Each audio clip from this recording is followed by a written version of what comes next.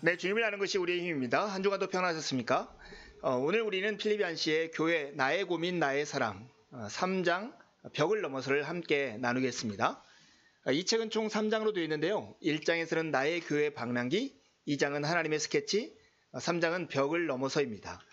1장에서 교회에 관해서 왜? 라고 질문을 하죠. 나의 교회 방랑기에서 필립 얀시는 교회 굳이 필요가 있을까? 우리가 신경 써야 할까? 하는 질문을 합니다.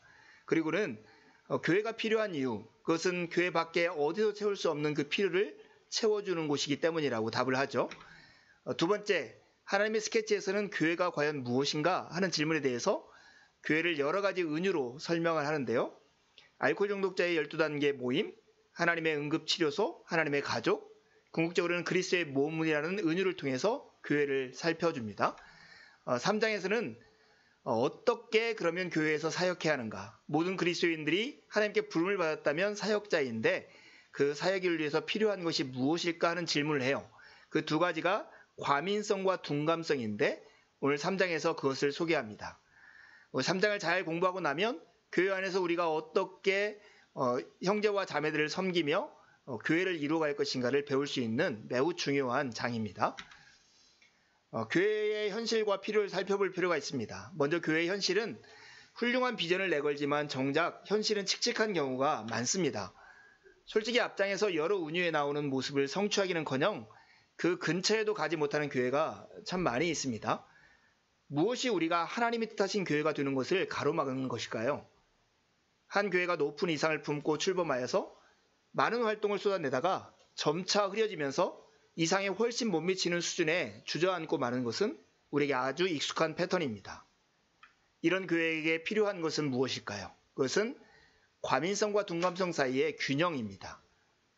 사역에 열심인 그리스도인들을 지켜보고 나 자신의 경험을 돌아보면 과민성과 둔감성 사이의 아슬아슬한 균형이 유지되는 것을 보게 됩니다.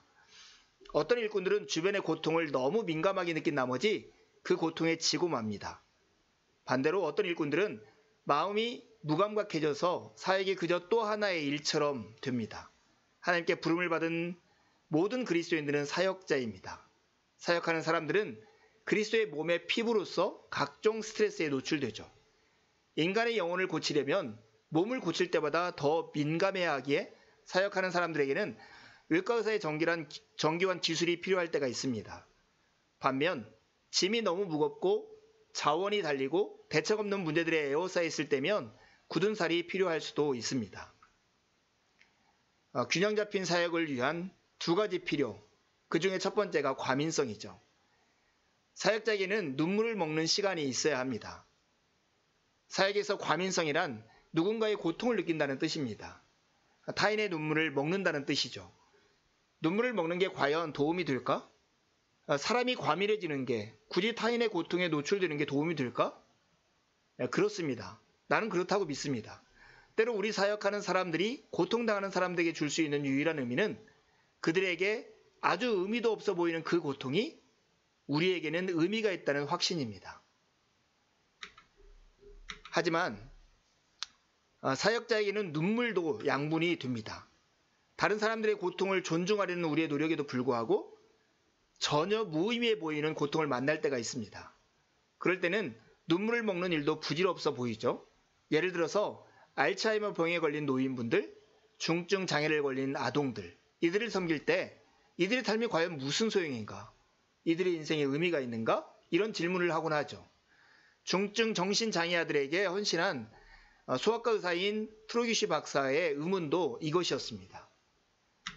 언젠가 트로기슈 박사는 인턴십을 하는 학생들, 곧 조수들을 지도하는 역할을 맡았습니다. 그 기간이 다 끝난 다음에 트로기슈 박사가 이런 질문을 했어요. 그동안 장애인들과 함께 지내면서 삶에 나타난 변화는 무엇이었습니까? 그때 여러 학생들이 그 답을 쪽지에 써서 내는데 어떤 이는 일의 의미와 목적을 얻었다. 내가 꼭 필요한 존재라는 거 느껴진다. 어떤 이는 난생 처음 내가 아주 중요한 일을 하고 있다는 기분이 든다. 어떤 이는 인생의 고통을 더 공감하게 되었고 돕고 싶은 마음이 생긴다. 어떤 이는 인생에 정말 중요한 것이 무엇인지 묻는 계기가 되었다. 이런 질문에 답을 하였습니다. 트로기슈 박사는 자신의 의문에 대한 학생들의 답을 깨닫고 깜짝 놀라게 됩니다. 그 아이들의 고통의 의미는 곧 다른 사람들, 곧 이 조수들의 삶 속에서 실현되고 있었기 때문입니다. 사역자에게는 강함이 약함을 통해서 옵니다. 고통과 곤란을 겪기 싫다는 이유로 교회가 사역을 피하면 역설적이게도 교회 스스로가 고통에 빠집니다. 교회의 성장이 막혀 성숙해지지 못하는 것이죠. 예수님은 마지막 식사 자리에서 우리에게 교회 일의 모델을 보여주셨습니다. 바로 제자들의 발을 씻기신 사건이죠. 예수님의 사역 방식을 돌아보면서 바울은 너희 안에 이 마음을 품으라. 곧 그리스도 예수의 마음이니 그는 오히려 자기를 비워 종의 형체를 가지셨다라고 말했습니다. 강해지는 길은 약함을 통해 나 있습니다. 그것이 성경에 나오는 사역의 모본입니다. 그런데 균형 잡힌 사역을 위한 필요 두 번째가 있는데 그게 바로 둔감성입니다. 자신을 축내지 않으면서도 남의 아픔에 헌신하려면 필요한 것이 바로 둔감성이죠. 남을 잘 섬기는 긍휼이 많은 사람들도 갑자기 전혀 새로운 차원의 스트레스에 부닥칠 수 있습니다. 평소 가장 큰 강점이던 과민성이 이제 적이 되는 것이죠. 여태까지 양분이 되던 고통이 갑자기 우리를 위험에 빠뜨립니다. 눈물을 너무 많이 먹으면 소금독이 오르는 것과 같은 것이죠. 상처 입은 치유자가 치명상을 입고 쓰러지지 않으려면 어떻게 해야 할까요? 나를 축내지 않으면서 남의 아픔에 헌신하는 게 현실적으로 가능할까요? 이때 필요한 것이 고통을 덜어주는 굳은 살, 곧 둔감성입니다. 자신을 축내지 않으면서 남의 아픔에 헌신하기 위해서 자기를 점검하는 체크리스트가 있습니다. 네 가지인데 첫 번째는 이런 것이죠. 나는 사람 자신보다 사람의 고통에 더 관심을 쏟는가 하는 질문을 해보는 거예요. 탈진의 조기 용소 증상이 하나 있는데 무모한 책임감에 사로잡히는 것입니다. 마치 교회, 공동체, 국가, 심지어 온 우주의 운명이 헌신된 일꾼 하나의 어깨에 달려있는 듯 생각하는 건 말입니다.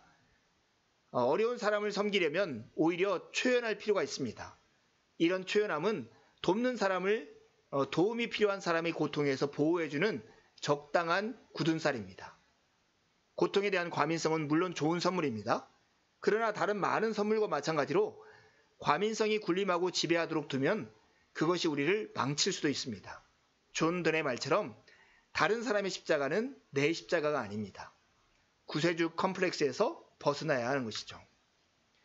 자신을 축내지 않으면서 남의 아픔에 헌신하기 위한 둔감성, 그것을 체크하기 위한 체크리스트 두 번째는 주변의 내 일을 가치 있게 여기는 공동체가 있는가 질문하고 확인하는 것입니다. 세상은 영적인 것보다 물질적인 것을 더 가치 있게 여긴다는 사실입니다. 사람들은 지방세포를 없애려고 고액의 돈을 써가며 최고급 치료를 고집합니다. 반면 훨씬 더 어려운 주님의 일, 즉 교만과 탐심과 정욕과 폭력과 시기와 불의 같은 문제를 뿌리 뽑는 일로 부름받은 사람들은 힘겹게 버텨내야 합니다. 그렇지 않습니까? 그래서 사역하는 사람들은 공동체 역할을 하는 지원 그룹의 도움으로 그런 감정을 이겨낼 수 있습니다. 당신이 하고 있는 일이 가치 있는 일입니다. 이걸 인정해주는 사람이 필요한 것이죠. 균형 잡힌 사역을 위한 두 번째 축 둔감성, 곧 자신을 축내지 않으면서도 남의 아픔에 헌신하기 위해서 우리 스스로를 점검하는 세 번째 질문은 나는 하나님과 삶을 혼돈하고 있는가 하는 질문입니다. 내가 아는 모든 사람 중에 더글라스야말로 가장 욥같이 고난의 삶을 살았던 사람입니다. 저는 그를 만나면서 하나님께 느낀 실망을 듣고자 하는 내 바람과는 달리 더글라스는 이런 말을 해줬습니다. 하나님과 삶을 혼동해서는 안 된다는 걸 나는 오래전에 특히 이런 역경들을 통해 배웠습니다. 나는 이 일로 하나님을 원망하지 않습니다. 우리는 하나님이 공평하신 분이니까 삶도 공평해야 한다고 생각하는 경향이 있죠. 하지만 하나님은 삶이 아닙니다. 하나님은 삶이 아닙니다. 삶의 상황과 관계없이 하나님과의 관계를 발전시켜 나간다면 물리적 현실이 무너질 때도 견딜 수 있을 것입니다. 여러분은 삶과 하나님을 혼동하고 있지 않습니까? 균형 잡힌 사역의 두 번째 둔감성, 자신을 축내지 않으면서도 남의 아픔에 헌신하기 위한 네 번째 체크리스트는 나는 누구를 위해서 일하고 있는가 하는 질문을 하는 것입니다. 사역은 부르심이며 따라서 부르신 분을 위하여 일하는 사역자만이 제대로 된 사역자입니다. 나도 하나님께 그런 초연함, 그런 신뢰를 달라고 기도합니다. 지금까지 내가 배운 하나님은 자비와 긍휼과 은혜의 하나님이시며 틀림없이 믿을 만한 상전이십니다. 다른 사람들을 사랑하는 것과 나 자신을 사랑하는 것 사이의 아슬아슬한 길, 과민성과 굳은 살이 맞닿는 길, 그곳에서 균형을 이루도록 도우실 수 있는 분은 오직 하나님뿐이십니다. 이제 이 과민성과 둔감성을 살펴보았다면 교회를 생각하면서 우리가 교회를 어떻게 할 것인가 과감하게 도전할 필요가 있습니다. 교회는 하나님의 모험입니다.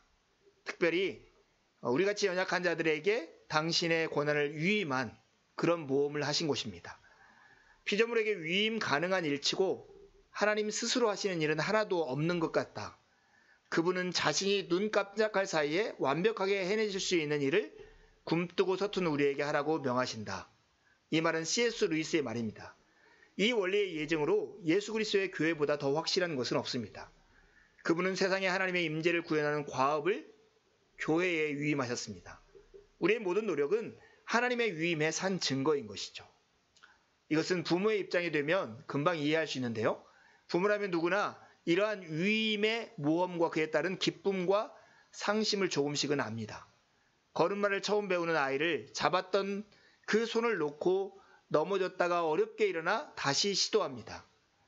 이것 말고는 이렇게 잡았던 손을 놓고 넘어졌다가 다시 일어나는 이 실패의 반복을 통해서 하는 시도 말고는 달리 걸음마를 배우는 방법이 없기 때문입니다. 교회는 하나님의 모험입니다. 그래서 우리가 불완전하기 때문에 우리가 계속 배워야 하는 곳이기도 합니다. 교회가 사명에 실패하고 중대한 과오를 범하는 것은 바로 교회가 하나님의 영광에 늘 기다릴 수밖에 없는 인간들로 구성되어 있기 때문입니다. 그것이 하나님이 감행하신 모험이죠. 결혼이 끝이 아니라 사랑을 실천하는 씨름의 시작임을 모든 신혼부부가 결국 배우듯이 교회 또한 시작을 뿜을 모든 그리스도인들이 배워야 합니다. 이런 이해를 돕는 얼파머 목사의 이야기가 있습니다. 얼파머 목사는 교회에서 어려움을 당하고 있을 때 인근 고등학교에 자기가 할 수 있는 일로 돕기로 합니다. 그래서 밀피타스 고등학교에 아이들에게 음악을 가르치고 교향악단을 만든 다음에 베토벤 교향곡 9번 합창을 연주하게 됩니다. 어떤 사람이 이렇게 질문을 해요. 밀피타스 고등학교 교향악단이 베토벤 교향곡 9번을 시도하면 결과는 형편없습니다.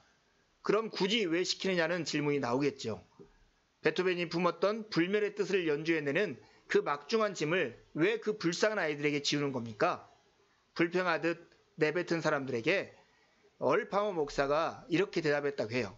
그 객석에는 베토벤의 위대한 교향곡 9번을 밀리타스 고등학교 관현악단이 아니고는 접할 수 없는 사람들이 있습니다. 완전함과는 거리가 멀지만 그럼에도 불구하고 그들이 베토벤의 메시지를 들을 길은 그거밖에 없습니다. 하나님은 우리가 있는 그 곳에서 부르심을 받은 우리를 사역자를 통해서 교회를 통해서 예수 그리스도의 놀라운 복음을 연주하도록 하고 세상으로 하여금 듣게 만들었다는 것입니다. 여러분 자신을 통해서 연주되는 그 음악 아니고는 복음을 듣지 못하는 사람이 있기 때문에 우리는 오늘도 연주를 하는 것입니다. 이 장의 시작은 키엘케고르의 거위들의 교회 이야기로 시작됩니다. 매주 집 거위들은 뒤뚱뒤뚱 교회에 들어가 하늘을 나는 경이로운 경험에 관한 설교자의 열변을 듣는다. 우리는 땅이나 걸으며 이곳에 남아있을 필요가 없습니다.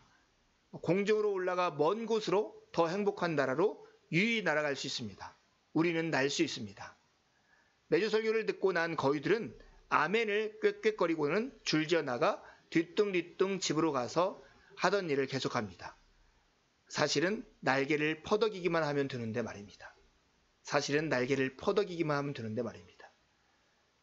우리가 어떻습니까? 우리가 교회로서 그리고 교회에 속한 사역자들로서 어떻게 하고 있습니까? 여러분들도 뒤뚱뒤뚱 걸어가고 있습니까? 날개를 퍼덕이기만 하는 되는 일을 하고 있습니까? 두 가지 질문하고 마치려 합니다. 그리스도인들은 모두 사역자로 부름을 받았습니다. 사역자의 균형을 잃지 않기 위해서 필요한 두 가지는 무엇입니까? 사역을 하다 보면 탈진될 때가 있죠. 탈진을 조기에 체크할 수 있는 질문 4가지가 있었는데 그것은 무엇입니까? 이것으로 자신을 점검을 해보시면 어떨까요? 한 주간 주님의 은혜를 의지해 살고 복된 주일에 만나 기쁨으로 함께 하나님을 예배하시죠. 감사합니다.